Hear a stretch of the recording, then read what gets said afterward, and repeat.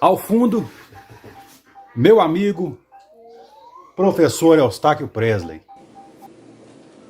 Ontem, quinta-feira, dia 21 de abril do corrente ano, assistindo ao Jornal Nacional, fiquei sabendo que o ministro André Mendonça, do STF, Supremo Tribunal Federal, vem recebendo ataques verbais por parte de um universo de eleitores de Jair Bolsonaro, descontentes com o voto do ministro pela condenação do deputado federal Daniel Silveira. A Constituição Federal, em seu artigo 84, traz as atribuições do presidente da República, entre elas a que está no inciso 14, nomear, após aprovação pelo Senado Federal, os ministros do Supremo Tribunal Federal. André Mendonça foi indicado pelo presidente Jair Bolsonaro.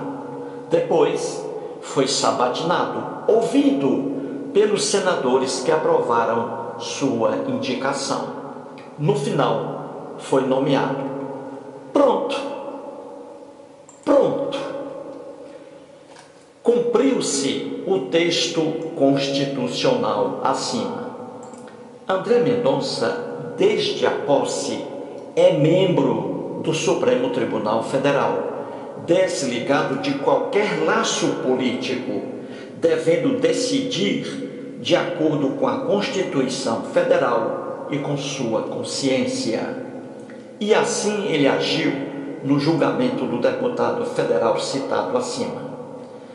Lamentavelmente, não todos, mas um universo de eleitores de Jair Bolsonaro passaram a agredi-lo verbalmente, taxando-o, entre outras maluquices, de traidor. Segundo a visão desses eleitores, André Mendonça traiu Jair Bolsonaro, que o colocou no Supremo Tribunal Federal. Leitor amigo, uma das maiores inimigas do homem é a ignorância, a falta de conhecimento. Afirmar que Mendonça traiu Bolsonaro é uma ignorância tão grande que chega ao cume do Monte Everest. Cume é a parte mais alta do Monte Everest. Mendonça não traiu Bolsonaro. Nenhum ministro do Supremo Tribunal Federal é nomeado para votar a favor ou contra o presidente que ocupa um cargo no Palácio do Planalto. A preocupação de qualquer ministro do Supremo Tribunal Federal deve estar presa a duas coisas: Constituição Federal e sua consciência. Se sua decisão vai agradar ou desagradar o presidente que o nomeou, isso não tem relevância. É simples entender isso. E a história dos ministros do Supremo Tribunal Federal é a prova do que afirmo acima. Veja como exemplo o ex-ministro Joaquim Barbosa, que nasceu em Paracatu, Minas Gerais, terra do ateu Jarbas Venâncio. Joaquim Barbosa, em 2003, foi indicado e nomeado ministro do Supremo Tribunal Federal pelo presidente Luiz Inácio Lula da Silva. Ele, o ministro Joaquim Barbosa, foi o relator do processo chamado Mensalão, que levou vários políticos, inclusive petistas, à condenação. Na época, eleitores petistas também diziam que Barbosa havia traído Lula, de forma alguma.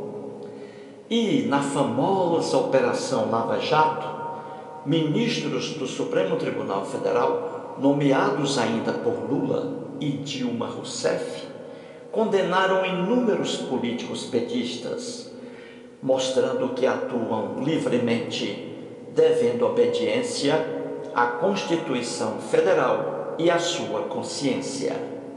Assim, o ministro André Mendonça agiu de forma brilhante. Veja, leitor amigo, ele é evangélico. Em suas decisões, não pode invocar a Bíblia. Não pode.